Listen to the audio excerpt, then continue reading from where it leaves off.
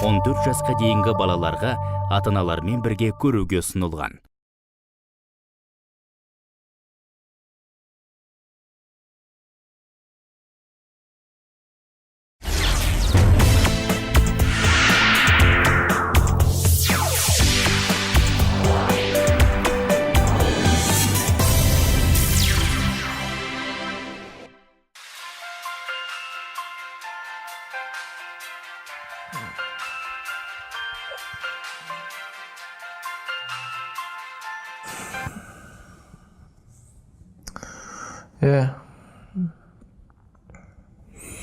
Міне келе жатырмын.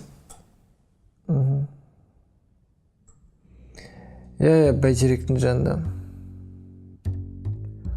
Аха.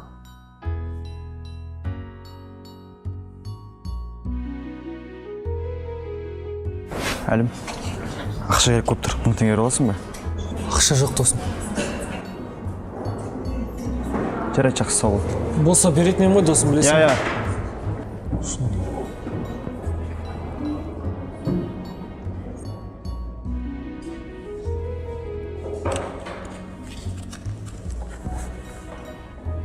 Содан шілде айы ғой, күн шыжып тұр. Мен бел себетімен айдап келе жаттымда, көк мұзға тайғанақтап бір-ақ құладым, қолым бір-ақсын. Ассаламу алейкум. Әлемде болып жатқан өз-өзіне қол салу фактілерінің негізгі себебі ретінде нақтырақ айтсақ, 90%-ға жуық себебі депрессия деп көрсетілген. Ал депрессия көп жағдайда адамның болашаққа сенбеуі, алдағы күндерден үміт үзуінен болады екен. Адам мұндай жағдайға қалай душар болады? Әрине, көбіне өзінің қолбек істерінің кесірінен, әсіресе артық сөйлеген, жалған айтқан сөздерінен екен.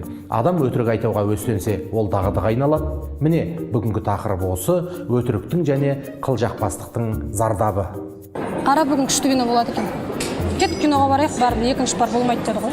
Кім айтты болмайды деп? Анау қатал ағай бар ғой, Кабулов. Соның сабағы ғой қазір. Әлім айтты ғой, екінші пар болмайды деп. Сен соған сеніп жүрсің бе? Нағыз өтірікші ғой. Әлім, екінші пар бола ма қазір? Жоқ, болмайды. Бүгін сауық болмайды, ертеңде болмайды. Ауылдарыңа қайта берсіңдерші. Ас болсын. Айттым саған, сол қылжақпасқа да сенесің бе? Осы тақырыптағы тест бойынша сіздердің білімдеріңіз Платонскқа жазылатын болады. Кешіріңіз, кіруге бола ма? Рахмет апай, түсінгеніңізге. Сәлеметсіз ба? Қайда жүрсіз? Сабақтың басталғанына жарты сағат болды ғой. Сол апай әлемді құтқарып. Апай, жаңа жолда келе жатқан бір әже жолдан өте алмай тұр екен де, сол әжеге көмектесем де бүкіл уақыттың бәрі соған кетті. Сіз өткендегі тесттен құлағаныңызды білесіз бе? Иә, білем апай, жаман құлап белім.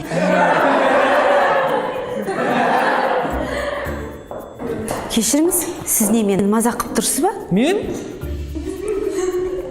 Жоқ, оны өзіңіз шешіңіз. Жақсы, өзім шешем.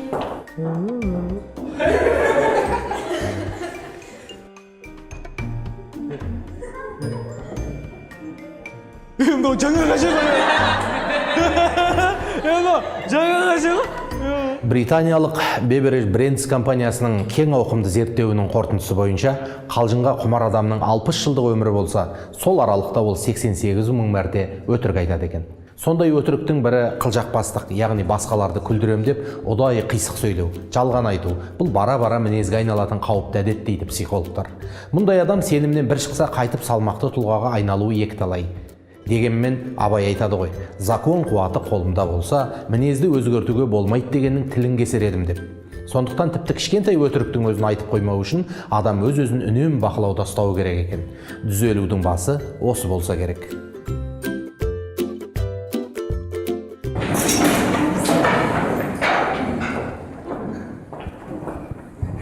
Рахмет, отырыңыздар. Міне, сіздің көзіңізше ресми айтайын. Мына студентті сабағыма қатыстырмаймын, емтиханға кіргізбеймін. Одан кейін не болатынын барлығымыз жақсы білеміз. Апай, мен қалжыңдадым ғой. Мен қалжыңдайтын құрдасыңыз бе едім? Үнем осы, кешігіп келеді. Айтатыны өтірік, елдің бәрін дүрліктіріп, мына жерде күлдіріп, қылжақтап. Фамилияңыз кім еді? Еркінбеков бе еді? Бұдан былай боссыз. Бара беріңіз, менің сабағыма мүлдем қатыспасаңыз болады. Еркінбеков, менімен бірге жүріңіз.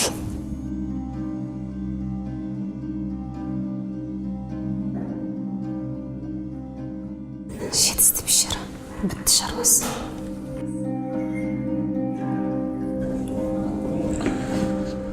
Өткен семестрда 2 сабақтан құладыңыз. Қолдан келгенше көмектестік. Тарпадыңыз ғой. Одан кейін 1 жыл бойғы оқудың ақшасын төлемегеніңіз бар. Амалым жоқ. Сізді оқудан шығарғаннан басқа жол көріп тұрған жоқпын. Солай студент. Оқудың ақшасын бәрін төледің бе? Иә, төледім. Әкеңнің жағдайын көріп отырсың.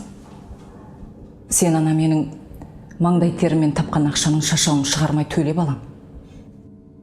Енді маған сенбейсіз, төледім дедім ғой. Сен емтиханыңның бәрінен өттің бе? Өттім, бәрінен 5 алдым.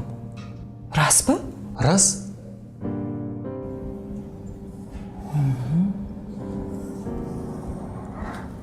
Қалайсың? Ыстығың қалай, басылды ма? Ағай, енді жағдайды түсініңізші. Болды енді. Бар енді. Онсызда өтірікші деген атың бар.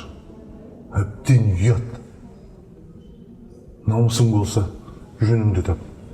Құжаттарыңды деканаттан аларсың.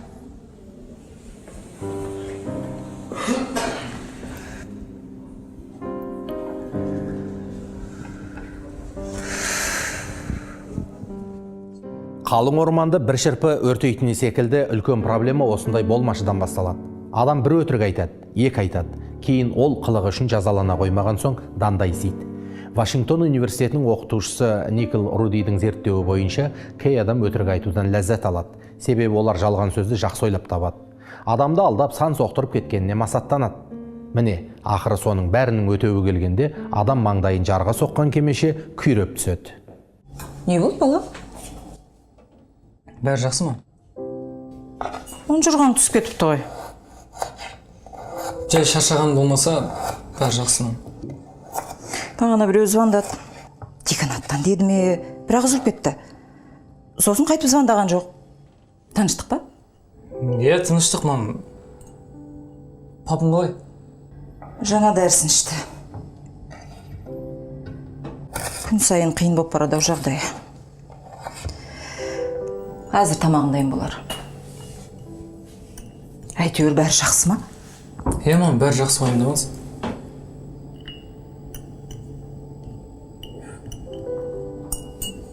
Бұл шындықты мамама қалай айтам? Ол кісілер бұл жағдайды көтере ала ма? Оқудың ақшасын бір жігіттерге берген. Өйткені бір істе мен кінәлі болып өтірік айттым. Сол себепті өтірігім үшін оларға ақша қоюым керек болды. Сен не алдай бересің, ақымақ санайсың ба не бізді? Өтірік айтып жүргеніне 1 ай болды ғой. Енді сол айбыңды өтеуің керек. Ақшаны қоясың, түсіндің бе? Енді осының бәрін мамам айтсам біттім ғой. Онсыз да папамның денсаулығы күн сайын нашарлап, титықтап бітті. Басым қатты. Енді бұл проблемалардан қалай шықсам екен? Не де болса оларға шындықты айтпаймын. Өйткені олар көтере алмайды. Адамның өтірік сөзге үйір болуының тағы бір себебі жауапкершіліктен қашу. Бала кезде бірдеңені бүлдіріп қойып, бірақ досымызға, бауырымызға жаба салатын едік қой. Осы бір балаңғылықтың артында болашақта мінезге ұласатын үлкен нәрсе тұр екен. Және бір өтірік айтуға құмарлық, ол біреуге ұнау үшін болады екен. Ата-анаға, сүйген адамыңа, бастыққа ұнау үшін, соның көзіне керемет жан болып көріну үшін жалған айтады. Өтірікшінің куәгері жанында деп жатамыз.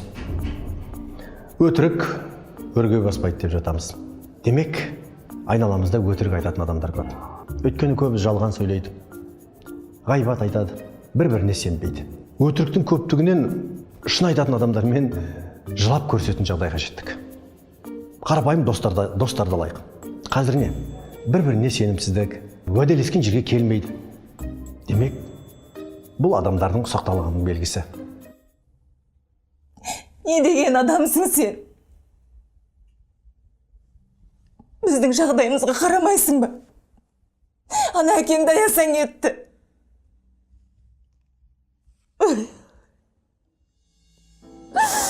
2 жыл төлеген ақшамыз босқа кетті. Не диплом жоқ, не басқа жоқ. Былтырғы ақшаны да төлемепсің. Неге өтірік айттың сен? Неге өтірік айттың?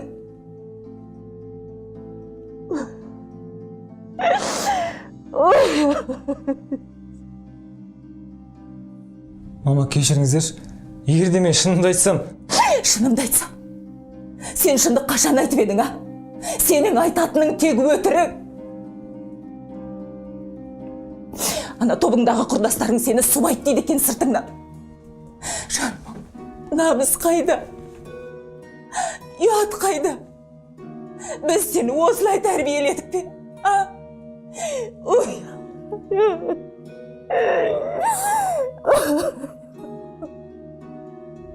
Мама, кешіріңіздер.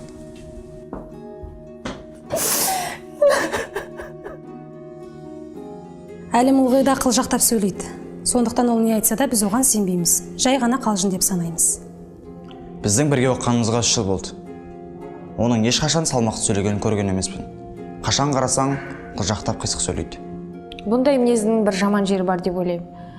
Ол ылғи қалжыңдап, өтірік айта берген соң, күндердің күні ол бір шындық айтса, ешкім оған сенбейтін болады.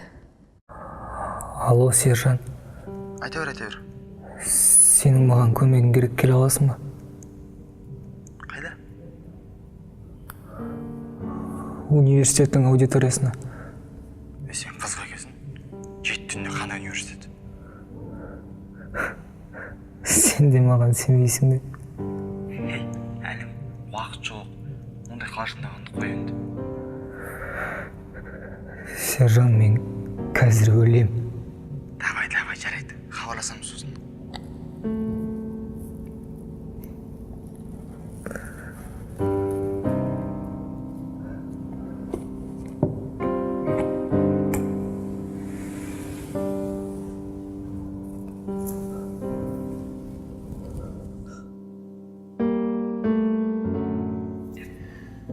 Өлім өтірік емес, ол шындық, бірақ оның өз уақыты бар. Бәлкім өміріңізді өтіріктен арашалауға, олардан бас тартып, дер кезінде бойды тазалауға асыққан жөн шығар. Қит етсе өлімге басатын сүйкімсіз мінезден абай болыңыз. Шешілмейтін мәселе жоқ. Тек дер кезінде жауапкершілік ала білу. Ең бастысы, басыңызды кесіп алса да, өтірік айтпау.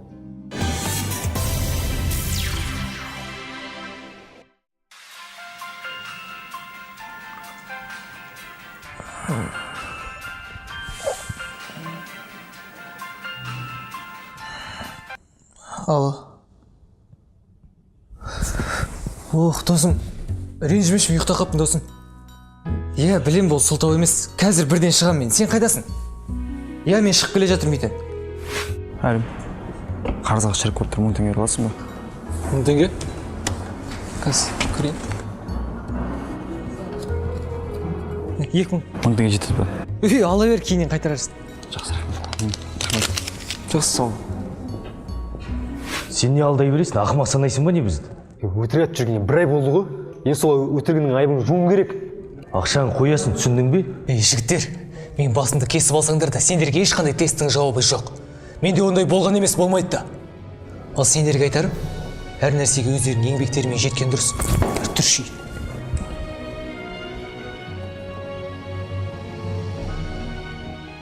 Өтірікші адам аманатқа қиянатшыл болып біледі.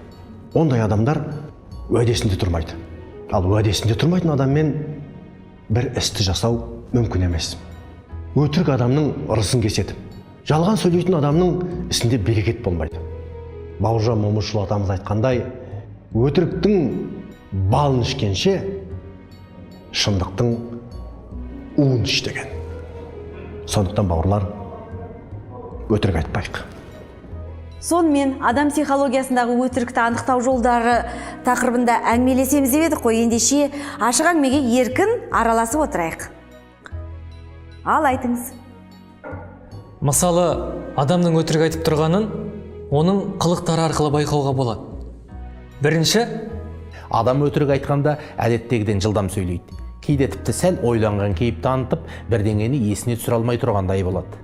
Екінші, өтірікші адам кей нәрсені бүге шігесіне дейін суреттегендей болып әуреге түседі. Мұнысы алдап тұрған адамына сенімді көрінгісі келгенінен. Үшінші, жалған сөйлеушіні оның қимыл қозғалысы сатып қояды. Ол мұрнын ұстап, шекесін сипап, құлағының ұшын тартқылайды. Өзіне ыңғайсыз қалыпта тұрады да аузын қолымен жапқыштайды және жұдырықтарын ашып жұмып әуреге түседі. Өтірік айту адамның өзіне ғана емес, отбасы мүшелеріне, жақын достарына және қоғамға зиян тигізеді. Адамдар өзара сенім арқылы бір-бірін құрмет тұтады, сыйластық пайда болады. Ал сыйластық пен құрмет болған жерде түсіністік пен сабырға орын бар. Демек, сенім кетсе, онда адамгершіліктің негізгі ұстындары болып саналатын сыйластық, түсіністік, сабыр күйрейді деген сөз. Ендеше жалған сөйлеуден абай болайық.